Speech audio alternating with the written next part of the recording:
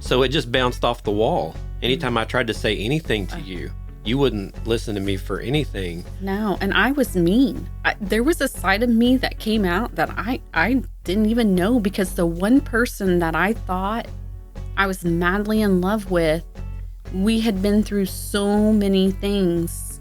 And I think what capped it completely off was the baby issue. And you know, and I didn't even know. And that's the reason why it's so important to guard our hearts and guard our minds, because I let stuff in that I did not realize how much it took root. Right. This week on Connecting the Gap, we continue our new series that we have started with my wife Michelle and myself, The 4 Laws of Love. This will be episode 2 of that series. We'll be back to get into that right after this.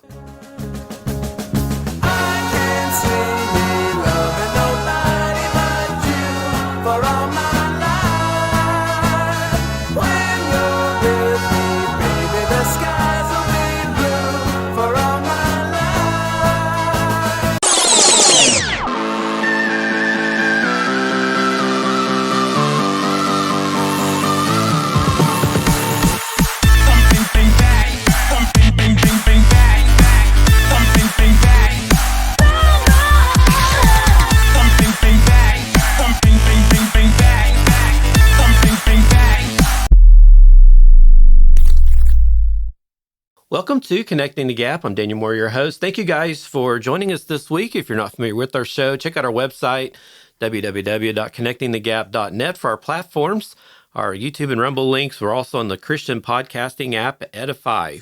You can also visit us on social at facebook.com/CTGapOnline. If you are a fan of our show, please subscribe. We have a lot of listeners that are not subscribed, so please do that. And the perk to that is once a week when a new episode is uploaded, you'll get a notification on your phone to remind you to come back and listen to that episode. And of course, if you have a comment on anything that we discuss and you have a platform that will allow you to do so, please leave comments and share. Maybe if it's some stuff that we can share on the episodes as well, that would make that awesome. And of course, give us a thumbs up or a 5-star review on Apple Podcasts. That helps our algorithms and helps our podcasts to grow. And we'd be eternally grateful to you for doing that. So again, this week, we're going to be continuing our series on the 4 Laws of Love. And I have my wife, Michelle, sitting in here with me for this series. Hey, guys. I'm back again. That is her sitting right over there in that chair. And she's ready to roll. So we're going to go ahead and get into episode 2 of this series on the 4 Laws of Love.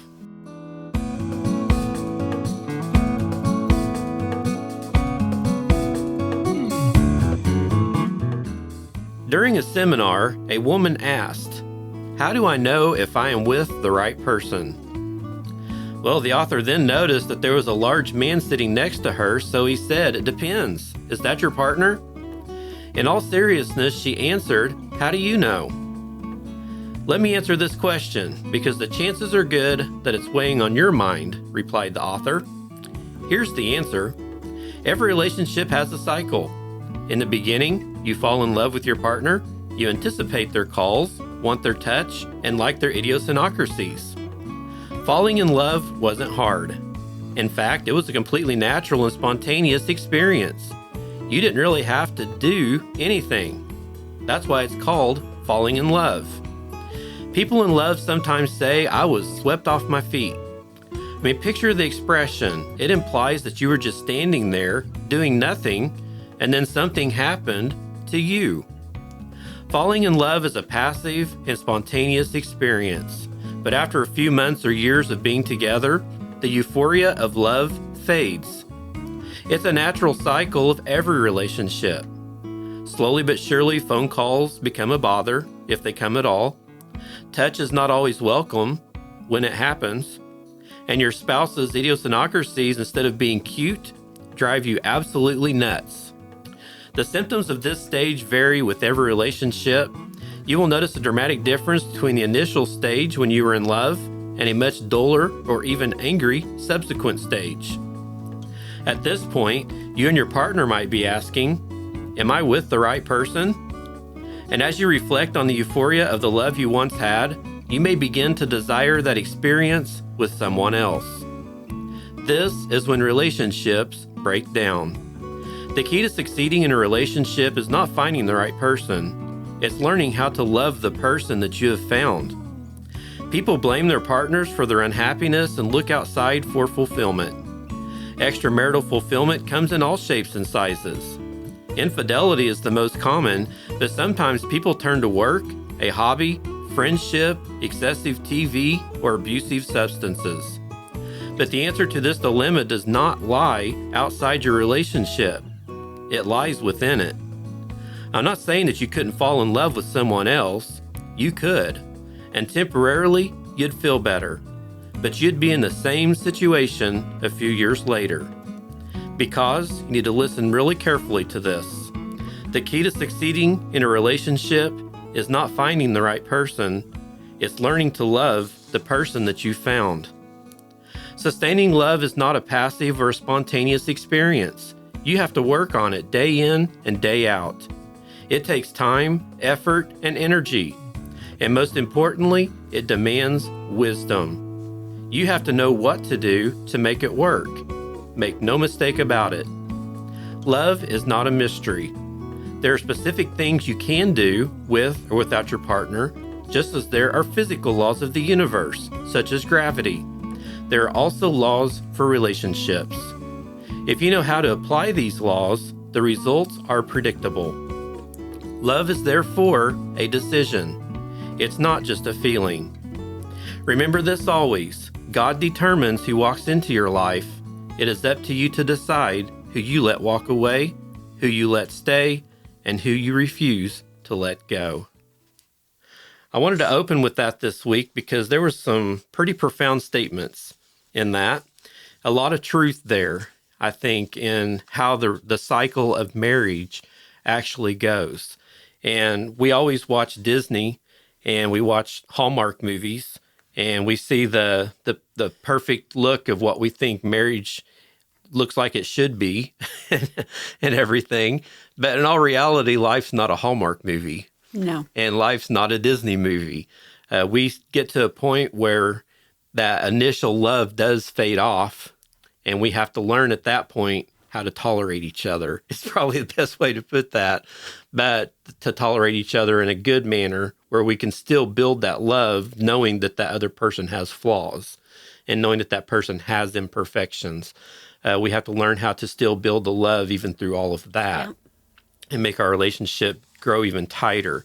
So this week, as we get started with this week's episode, we're going to be talking about something that is a term that everybody out there really needs to become acquainted with. And this term will help you understand the importance of rightly prioritizing marriage, as we are still talking on the law of priority here in this episode this week on Connecting the Gap. That term that you need to become familiar with is called legitimate jealousy. You're probably thinking, how do you put legitimate jealousy together? That makes no sense, because jealousy, a lot of times when we think of that word, we think of it in a negative way. Yeah. Because we're not really supposed to be jealous. That's just not something we're supposed to be. However, legitimate jealousy in marriage is the feeling of protectiveness and possessiveness that arises when we feel threatened by a potential rival or when we perceive a breach of trust in our relationship. As an example of this is someone coming and trying to seduce your mate and take them away from you. So I'm going to give a scenario here. I have a friend that's a girl, and I'm married to you, and she's a really good friend of mine, and I want to bring her into our relationship as a best friend, but you're not going to know a lot of the conversations that we're going to have. You're not going to know a lot of the things that we're going to talk about, but I'm still going to nurture that relationship and try to keep her in that relationship. Are you okay with that? No, I would punch you in the face. Just kidding. I always say that to him. Yeah. No. She's very violent. No, I'm not. No, I'm not okay with that. And we weren't okay with that. No, because I did that. Yes. So if you listen to the episode a couple episodes ago where we gave our testimony, I was married for, I think, 6 or 7 years. I always can't remember the first time how long I was married. I think it was somewhere in there. But then I was single for about 5 years. And while I was single, I dated around, obviously, but until Michelle and I got together and ended up getting married. And this is also another cycle thing, because at the end of last week's episode, we kind of mentioned how the generational curse type of thing, how that can continue into your other marriages, even from where your parents were at. In my first marriage, I had girlfriends that were friends of mine in that marriage that I did not tell my first wife about. Kind of kept them hidden because I figured she wouldn't approve of that and she would be upset with that or whatever. When he says girlfriends, it's actually friends that are girls. Yes. Right. Not the other way around, but they were just close friends that were female. Let's put it that way. But I knew that I still, though, was smart enough to know that was probably not a thing I should have been doing. Right. So I had a tendency to hide that. Okay. So then when I was single, I went through 5 years of not having to answer to anybody. I, dated a few different girls during that time span, and some of them that I ended up not, staying with in a relationship or whatever, still considered them friends. I came into the marriage with Michelle, and stupid me didn't try to fix none of that. I decided that I had a girl that I dated just for a short period of time when I was single. We were at that point just friends, and I decided to keep her as a friend coming into our relationship. And something that Michelle didn't really know about for the longest time. I mean, she knew about her. Michelle knew who she was, and she knew the story of when I was single and everything. But you did not know that I was still hanging on to that friendship necessarily in the way that I was. I asked you not to, to be talking to anybody else. Right. And so during that time when you finally did find out that I was having that friendship from the female side of things, how did that make you feel? Oh my goodness. I was so hurt, angry. I had a lot of angry. I was very, very hurt at the fact that you spoke to somebody else and you weren't speaking to me, because you didn't really communicate at that time. So I didn't even realize that the fact that you were still talking to her. And that's, I think, the first time I threw the phone at you. I mean, literally, I got so angry at the fact that you were doing that. Yeah. So you're probably sitting there thinking, well, I can divide between the two. I can have a friend that's a girl if I'm a guy, or, I'm married and I'm a woman and I've got guys that are friends. Okay, I'll give you a little bit there, maybe you possibly can in your scenario, because I'm not there. I don't know exactly what kind of a relationship you have between you and your spouse and your friends, but I will tell you that what ends up happening most generally is if marital problems come up, arguments, disagreements, whatever it may be, as we talked about in the last episode, it was our parents that we would bounce off of. If we're not careful, we'd let our parents become an interference. Yep. Well, if you have a best friend that's of the opposite sex, what ends up happening there? There are things when you and I would argue and fight over things, we would not, as you said, the communication was not there. That was a problem initially in our marriage from the very beginning that got worse as time went along. I didn't talk to you about my problems. No. But there were times that I talked to her about the problems.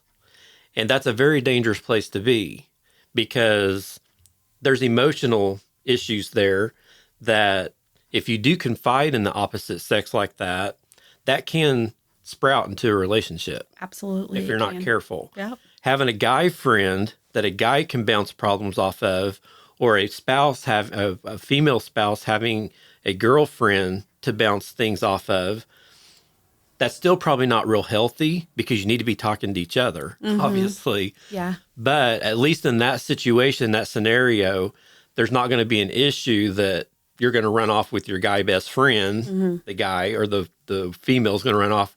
That's not going to be the issue there. But when you have an opposite sex friend involved, it's real easy for, especially if it's a guy to a girl, that girl can become emotionally involved in those problems. Of course, they're seeing one side of the story, so they're going to take your side. And that's just going to make it even worse, because then they're going to feel sorry for you. Right. They're going to want to try to start getting involved to making you feel better.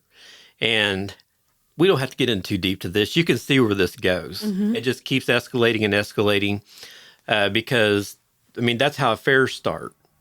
And, you know, with Michelle's side of things, when we talked about our testimony, you know, eventually our marriage crumbled to the point where you had a guy friend that you started confiding in, and that led into an affair. And so there's nothing good about keeping that opposite sex involved. And so that's where this legitimate jealousy comes in. Legitimate jealousy is the righteous emotion that causes us to protect what is rightfully ours. Whenever we get married, we should be possessive of that relationship. That relationship between Michelle and I, that's our relationship. That's nobody else's. God's in the middle of it, but that is mine and her relationship, and that rightfully belongs to each of us from both sides. It's important to recognize and address legitimate jealousy in a constructive manner, though. And of course, this entails that big, nasty word, communication, with your partner about your feelings, concerns, and boundaries. It also requires a willingness to trust. And a lot of people have trust issues, and being vulnerable with each other. That's also difficult a lot of times, as well as a commitment to working through any issues that may arise. So explain how it will be hard to address legitimate jealousy without communication or trust, being vulnerable. How hard is it to address that kind of thing if we're not communicating? Well, you can address legitimate jealousy without communication. As we said, it's important to recognize and address legitimate jealousy in a constructive manner opens communication with your partner. You have to have that communication. That's the only way to do it. And I'm not sure, you know, I can look back over 20 years ago when me and you got married. That's a long time to remember. But I've tried to think a few times, you know, I really still don't really understand why I didn't communicate like I should have. Because I knew that we should. I mean, I knew that. Well, what's weird is we were best friends. We were, yeah. But once we got married, it was like our best friends kind of stopped. Like, I think it's just life in general because we got so busy. And did we truly, really know each other? Like, living day to day is a lot different than just talking to someone and then being your best friend. Right. And so, I mean, I think a lot of that, and I think we started off kind of just, I put you on a pedestal and I shouldn't have put you on a pedestal. And once you hurt me, it was kind of, I started shutting down a little bit. Yeah. And honestly, there's not nothing wrong probably with putting your spouse on a pedestal, but it needs to go both ways. Both spouses should look at each other that way, because obviously you should be my topmost priority. I was going to say, we'll go back to the priorities. Right. Yeah. And so if you would have been on a pedestal in my life, you putting me in your pedestal, it should have worked together. Right. We should have been each other's pedestal. So it should have worked out fine. But obviously there was a breakdown there, and that did not happen. And so that created a lot of issues. Now, when we talk about this legitimate jealousy thing, this is not a green card to just run over somebody and control their life. That's not what we're saying here at all. It's essential to remember that legitimate jealousy is not about controlling or possessing your partner. It's rather about valuing and protecting your relationship. That's something completely different.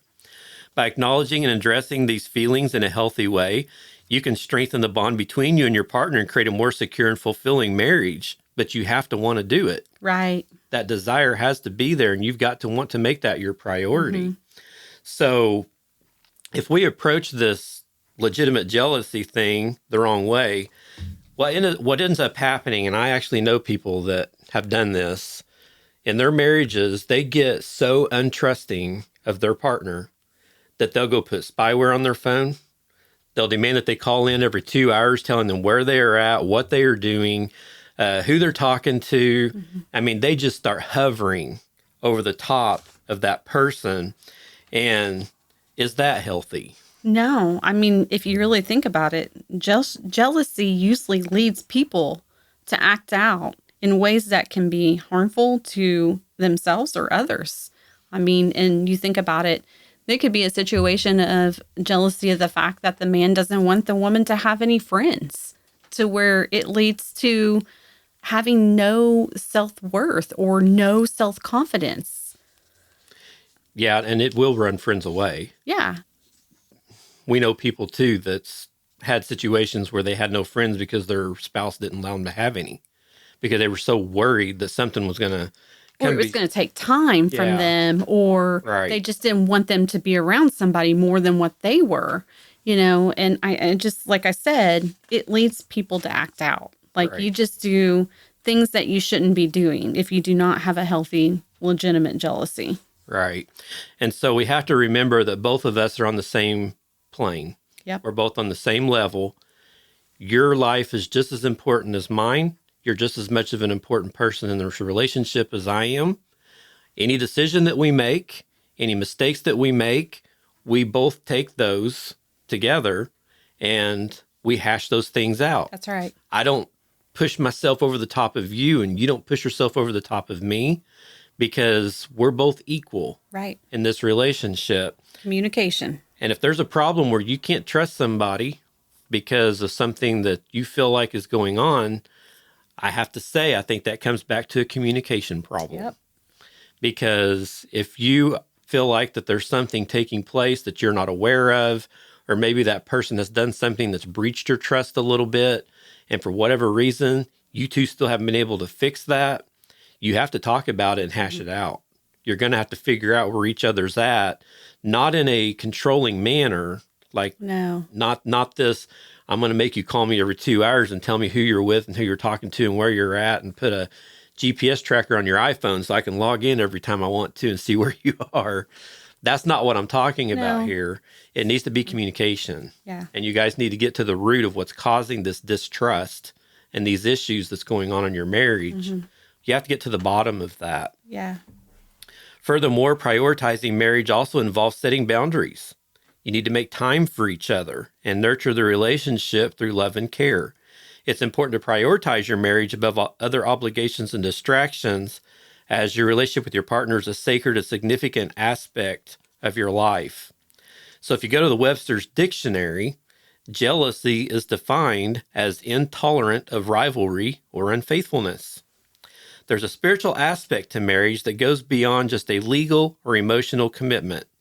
It's often said that God plays a role in bringing two people together in marriage, and that there is a divine connection between spouses that transcends human understanding. This spiritual bond is what makes us intuitively know that our spouses belong to us before anyone else except God. That's the priority that God wants us to put on our Yes. relationships. He wants us to understand that the two of us belong to each other when we sealed that covenant. Yeah. And we said, I do. And then God puts the stamp on that, and he stays right in the middle of it. We should use him to help regulate these problems and issues that we get into. So in the spiritual sense, marriage is seen as a sacred covenant between two individuals that is ordained by God. This understanding can create a sense of ownership and exclusivity in the relationship, as spouses are seen as belonging to each other in a deep and awesome way. I love that. So if our marriages are ordained by God, or if our spouses are soulmates, what positive effect does that have on our marriage? Well, if you really think about it, the marriage is going to experience spiritual growth, mutual support and faith, and etc. I mean, if you really think about growing together, not only the spiritual growth, but becoming one, and it devolves into the fact that if you're a husband and wife, you're going to go to church, and then your children, they're going to grow up. I mean, there's just multiple things that can be great from that. Right. And we also know that if we are a true soulmate to each other, because God has ordained us to be together like that, that nothing can really come between us. I mean, it's hard for our marriage to fail if we actually look at it from that standpoint and understand that God's really the one that put us together, and we don't want to fail God. And so we work our hardest on our marriage to make sure that we keep building on that love and that foundation that we have in front of us. And as you're talking about that, I go back and I think about how when we first got married, that was one of the biggest things is I was marrying my soulmate. You know, that's how I felt.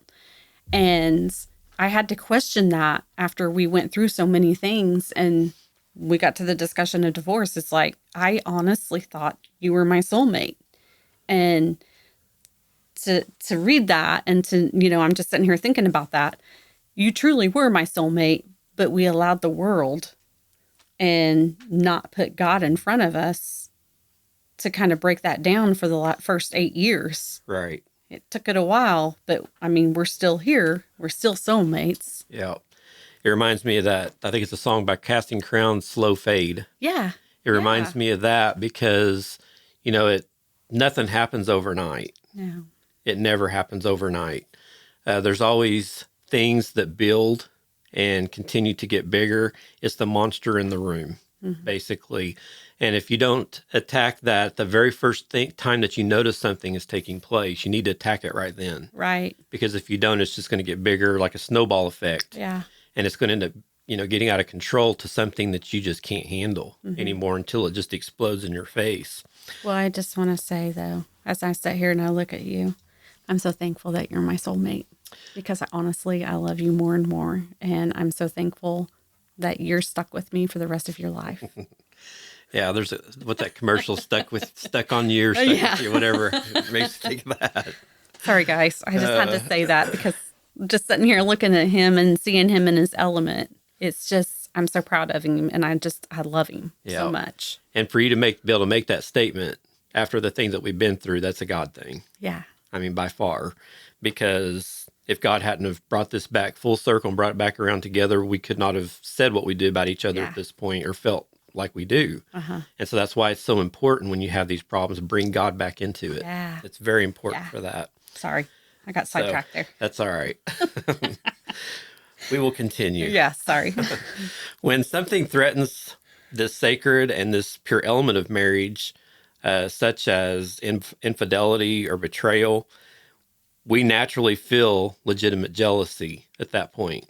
If you're betraying me or if I'm betraying you, if there's infidelity involved, we have a right to feel that jealousy at that point. Yeah. That is a God-given right. That's our nature because that possessiveness that we have between each other through Christ, that's being breached. That's being broken. So any threat to this marital bond that we have, such as those types of things, can trigger feelings of protectiveness, possessiveness, and jealousy as we strive to safeguard the sanctity of our marriage. So when we have the threat to this bond and these feelings start getting triggered of the protectiveness, the possessiveness, the jealousy because of something that's going on in your spouse's life that doesn't line up, how does it feel whenever you feel like you're getting threatened like that? What feelings does that give you? Well, like I said earlier, I mean, I felt like you were always my soulmate. So going into a marriage from a previous marriage that didn't really end well and had things that happened, I never expected any of that from you. So when I caught on to what was going on by getting on the phone when you were on the phone with her, it really, really hurt me. And it affected me in areas that I didn't really would affect me. Like, you know, I started at the beginning of, there was a lot of hurt and anger and bitterness that actually took root in my heart that I didn't realize how much it impacted me on that. And, you know, just not that situation that really hurt me. And go to the situation of, you know, when we first got married and discussing our future together of, you know, children, you know, and when the baby issue came up, there was already hurt, anger, and bitterness in there that when that situation came up, it just grew even more. Yeah. I felt panic whenever I first realized what was happening with you, I panicked. I mean, and it's crazy because in a lot of ways, I think I talked a little bit about this in our testimony, and I've actually, talked to Michelle about this and other people multiple times. I do feel like that I am responsible to an extent for what happened with us getting towards that spot where we thought we were going to get divorced. I was a big part of that problem in that equation. But I think there's a part of me that, you keep saying the soulmate thing where you just didn't think that would happen. I think in the back of my mind, I didn't think it would happen either. I think we were such good friends for so long because, technically we've been friends since you were 15. It's been a long time. It's been a long time. And, we were friends even when we went through our first marriages. We were friends. You were friends with my sister. I think there's a part of me that for some stupid reason thought that no matter what happened, we'd just be together. I mean, I don't know. When I look back at that, I don't know why I thought that way, because anything can be destroyed. Yeah. Anything can be demolished right before your eyes. It doesn't matter. There's no promise of anything if it's not being done in the correct fashion. Well, you think about how Satan is after a marriage. Yeah. And it's easy to do that when you don't put God in the center. Right. Yeah, if there's an open door there, he's going to That's right. He's going to come in and just exploit that. So when I did come to the point where I did realize that, hey, I think we're done. Where I'm in trouble here, because it really started making me reevaluate what I did and where our relationship was truly at. I all of a sudden felt like I had lost all control of my life. I mean, I didn't know what to do. I was talking until I was blue in the face. I was trying to fix things. I was trying to say stuff that I thought would fix stuff. And you were so upset and angry with me, and you actually had a form of hatred in you at that point in time. I was going to say, I don't know that I've ever hated someone so much. Yeah. So it just bounced off the wall. Anytime I tried to say anything to you, you wouldn't listen to me for anything. No, and I was mean. There was a side of me that came out that I didn't even know, because the one person that I thought I was madly in love with, we had been through so many things. And I think what capped it completely off was the baby issue. And I didn't even know. And that's the reason why it's so important to guard our hearts and guard our minds, because I let stuff in that I did not realize how much it took root. Right. Until it came out. And I was at that point where it's like, whatever you say is not going to matter. Yeah.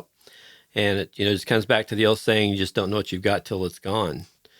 Whenever any little bit of anything that you ever had that gave you any type of security in your life, when that security blanket is completely ripped out from underneath you, and you really don't, there's nobody I really didn't have anybody to talk to at that point because of some other things that had happened in my life.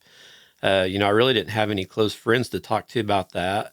And I don't know that you would talk to. I don't know if I would have. Yeah. You weren't communicating with me. Right. And so, I'm not sure, because you're still somewhat. I'm a white personality. So anybody that's familiar with the color code, I have a lot of white in me, which means that I'm content just sitting in the back of a room at a party and just watching everybody and having the ball of my life. I don't got to be right in the middle of anything. But that also reflects back to the point to where we keep our stuff inside. Yes. We don't talk much. We fight our own inner demons and solve our own problems within our own mind, and we're just okay with that. We just don't really let anybody else into our space. And so... Well, he's a new, improved white personality. Yeah, I'm not like... my colors have switched a little, I think, over the years, but it is still difficult for me sometimes, though, to express myself. Yeah. Because I still have a feeling a lot of times inside of me that I can fix things on my own. Yeah. That could be a guy thing, and it could be a personality thing. There's probably a mixture of stuff. I don't know. But I have gotten a lot better, though, I've made an effort to communicate with you. Yes. And because I know how important that is now that I've almost lost everything that we had between the two of us. And so, when that time came that we was looking at the apartment, and, we were looking at filing divorce paperwork and all that kind of thing, I really at that point just felt like I'd lost control of my whole life. I mean, I used to things that I could control, things that I had my finger on and I could manipulate it and make things work. All of a sudden now I couldn't do that anymore. And it was just kind of a feeling of panic. And so whenever we have these issues come up in our marriage where there are these threats that take place, it's going to be natural to feel that jealousy. Mm-hmm. And it's going to be natural. If anything, it's probably a good thing because it's going to trigger that fight or flight syndrome inside of you. It's going to make you hopefully want to fight for what you had and try to fix stuff. And hopefully it's just not too late. You just got to make sure that, you keep God in the, and I brought God in the middle of that. That's how I ended up solving that problem. I got to my lowest valley where I just felt like I didn't know what to do. And as it goes, that's always a lot of the times when we do turn to God is when we're at those low points. And that is a perfect example of what happened to me. And fortunately, through all of that, God helped, work all of that out.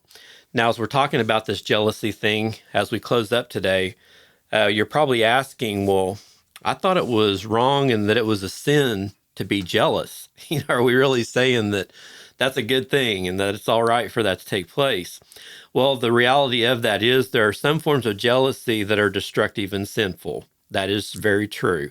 When we try to take something from someone in a lustful manner that isn't rightfully ours, or even if we try to hold on to something that we have in a wrong manner, then yes, that can be sinful. However, in marriage, both spouses have moral obligations to God and each other to protect the relationships from being violated by other people or things of lesser priorities. God himself is the best example of this fact in life. So as we have our relationships and our marriages, if you guys have a hot wife, there might be some guy come along someday and say, man, I'd like to have a little bit of that. So they may try to bullnose their way into the middle of that relationship, and they may end up trying to tear up that relationship. So if that happens, we do have a moral obligation to that marriage to get some jealousy involved there. And that should trigger you to fight for that marriage and try to make sure that intrusion stays out. Now, in Exodus 34, verse 14, it talks about how God is jealous. It says, "For thou shalt worship no other God, for the Lord whose name is jealous is a jealous God." This verse shows God's jealousy for his people, and it emphasizes the exclusivity of their worship and devotion to him. It affirms that God's very nature includes jealousy when it comes to his relationship with his people, and that's us. The first thing we see in the scripture is the very fact that God's name is actually jealous. The idea of God as a jealous God can be seen as a reflection of his divine love and desire for a deep and intimate relationship with us. It underscores the importance of placing God above all other gods or idols in our lives and gives him the exclusive reverence and worship that he deserves. So if we look at that concept of God as a jealous God, how does our marriage compare, such as placing it above all else? No other gods or idols or distractions in our life. Well, when placing your spouse second to God will only strengthen your marriage. When you say your vows to your spouse, you say them to God as well. That's meaning good. You are one. Placing them above earthly things and dying to your personal needs, by doing that, you show them how much you mean to them. And I like what you said there, and I bet you a lot of people never thought about this. When you're standing in front of that preacher at that altar, sharing rings, sharing vows, and when you say I do, a lot of times we look at it, I just now said that to you and you only. Yeah. You just said to me, I do. But that's not where that stops. You do say that to God because this institution of marriage, as we've been discussing, is a reflection of that marriage relationship that we do have with God. So in essence, we are saying that to God. That's right. Whenever I love that, that you That's put right. that in there, because I think that if all of us walked up to the altar and said those vows with that in the back of our mind, it might make it mean a little bit more, probably. Well, and I think, too, it's so important to have pre-marriage counseling. Mm-hmm.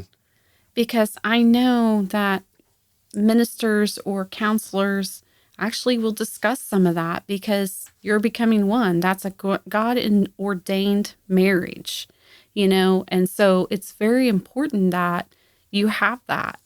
Yep. The second thing that we can see in this scripture is the fact that God's jealousy, as mentioned in the Bible, suggests that not all forms of jealousy are inherently wrong. That kind of proves that point. In the case of God, his jealousy is a reflection of his holiness, his righteousness, and commitment to his people. It serves as a reminder of the importance of honoring that covenant that we have with him and remaining faithful to him in all aspects of our lives. The third thing that we also see from this scripture, here is the design of God's relationship with us and rooted in love and intimacy. God created us out of his love and desires our love and devotion in return. He wants us to prioritize our relationship with him above all else and to seek him first in all things.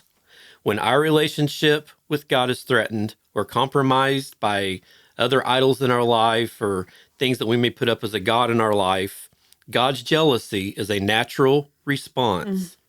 It stems from his love for us and his desire for us to have a deep and meaningful relationship with him. So as we look at this as being a proper jealousy in our marriage, then in essence, that's okay, because we are actually reflecting that jealousy that God has in that relationship for us as well. Did you have anything to add to that one? Yeah, I do. You think about it in a marriage, there can be a righteous expression of jealousy when your spouses are mature, Christ-centered people, right? It's a right kind of jealousy. It can bring clarity and healing at the same time. That's good, because we do need clarity sometimes in what's going on, because sometimes it's maybe a little muddy and we're not quite sure. In there, yes. And so we do need to rely on God to help kind of clarify that up as we communicate between each other. And then what was the other point there? It can bring healing. Yeah, bring healing. Yeah. Once we do get that clarity and all of that, and we allow God to get in the middle of it, then that's where we do start that road to recovery. That's right. And so that is a couple of very important points there to put onto that. We must also understand that Jesus relates to us as his eternal bride. That means that we are deeply cherished and loved by him. Just as a husband loves and cares for his wife, Jesus loves and cares for us intensely. I love that. We are each other's eternal bride and groom. Yeah. We should go in, all of us should go into marriage looking at it. But I don't know that I ever thought of that when we were first married. I mean, I just didn't look at it that way. No. I think we're wrapped up with so much in the emotions of the day and everything. You just don't think about it. Yeah, we're just thinking about the house and the rolling hills and the little spring and the picket fence. Yeah, it took me several years. It's just, I think probably in the last couple of years that I've really thought about it like that. Yeah. So if we can look at our marriages in the same aspect as our relationship with God. Our relationship with God, we know, is eternal. Right. We are looking towards that reward someday we're going to get. As long as we keep believing in him, we should look the same way to our spouses. As long as we keep believing in each other, we are going to have an eternal reward from God someday for keeping that marriage together, as well as the marriage is going to reward even within itself. Yeah. And we're going to have the best relationship, best friendship between two people that you could ever have. So there's just a lot of promises there with that if we keep that aspect in our life. In Ephesians 5, Paul explains that husbands are to love their wives as Christ loved the church, sacrificially and unconditionally. This mirrors the love that Jesus has for us as he gave himself up on the cross out of love. Just as a husband and wife are to prioritize and nurture their relationship, we are called to prioritize and nurture our relationship with Jesus. Just as a husband becomes jealous when someone or something threatens his relationship with his wife, Jesus becomes jealous when we allow other things to take priority over our relationship with him. It is a blessing to know that Jesus loves us so much that he fights to protect and preserve our relationship with him. His jealousy, it's a sign of his deep love and desire for us to be close to him. And he will always fight to hold on to us. Isn't that awesome? That's so good to hear. Another good way to look at that cross. Yeah. He went to that cross to preserve that relationship between you and I and him. Mm-hmm. And that's really how we should look at our relationship with each other. We should be able to take up the cross for each other and to sacrifice those things that causes problems between the two of us. We need to be able to nail those things to the cross and put them behind us to make sure that our marriage functions in the best way that it can according to what God would want. So good. So we see here why our marriage is so important to God and why it should also be important to us. So the fact that Jesus gave his life for a relationship, that should prepare us to do the same for our spouses. Yeah. And do you have anything to add to that one here as we close today? No, I really don't. Well, I think that kind of speaks into itself, because there's no greater love than when Jesus laid down his life for us. That's The right. Bible flat out tells us that. And I think that there's no greater love between two spouses than when we lay down our lives and we put those things behind us that could become a barrier or it could cause problems and issues in our relationships. And so I think that that's something that's very important that we need to keep in mind as we go through this life and we try to make this thing called marriage work. And we have to live with each other day in and day out, regardless through the good, the bad, the ugly, whatever it may be. We have to figure out how to work ourselves and navigate through that. Yeah. And so one of the greatest certainties in life is this. At some point in your marriage, if you haven't already experienced it yet, maybe some of you have experienced it and you've actually figured out how to move past it. And some of you may just now falling into this category, but you can almost guarantee the certainty that at some point you're going to feel some legitimate jealousy. Yeah. It's just going to happen. Satan, Michelle brought this up just a little bit here a while ago. Satan does attack our family because the families create the church. That's right. If he can demolish the family unit and he can destroy that relationship between the mom and dad and then bring the kids into the equation and get them on side so that they're mad at one parent or the other, and then this all ends up being into a big divorce and a separation, and then they don't go to church anymore, and that's his whole goal. Yeah. He hates that relationship that God has with us. He absolutely detests it.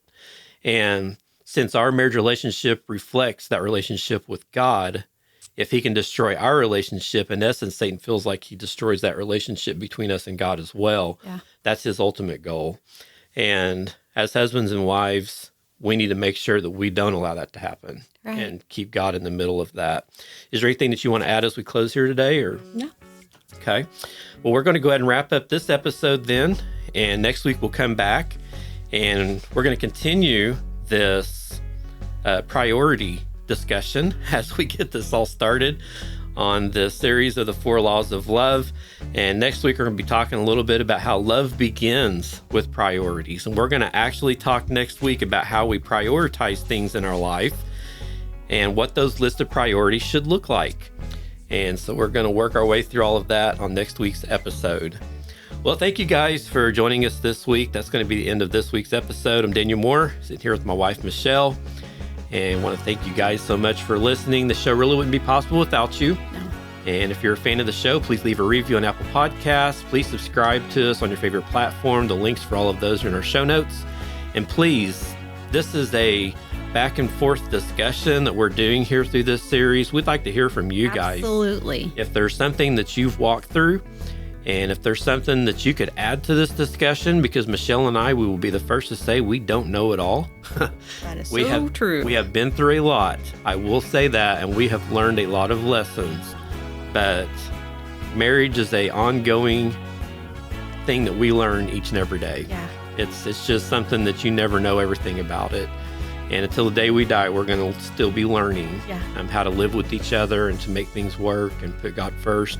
So please, if there's something that you'd like to share that maybe we could even share it on an episode please feel free to comment. And I mean, we can go back and just address it. Yeah. Or if you have questions or any of that type of thing, we'll be happy to try to answer those for you. We just want to hear from you to give us some feedback. Well, that's all for this week. And as we go, we believe that God's word never fails us. God's word has stood the test of time. And through Jesus' death on the cross, he has connected the gap. You've been listening to Connecting the Gap podcast. In this world, there are many disconnects that cause chaos in our lives. This podcast is birthed from the desire to share hope and restoration of the power of the gospel by being transparent and open in our biblical walk with God. Each week, we take a few moments as we navigate God's Word and peer into other people's testimonies and encourage each other to connect the gap. We upload a new audio podcast every Thursday and a video version of it on YouTube and Rumble. We are also on the Christian podcasting app, Edify. You can subscribe to our podcast on many of the available podcasting platforms, including Apple Podcast, Spotify, Amazon Music, iHeartRadio, TuneIn Radio, and more. We are also available on your Alexa-enabled devices. If you would like to contact our ministry for any reason, visit our contact page and send us a message. We hope you are blessed by this ministry. This is a production of Connecting the Gap Ministries.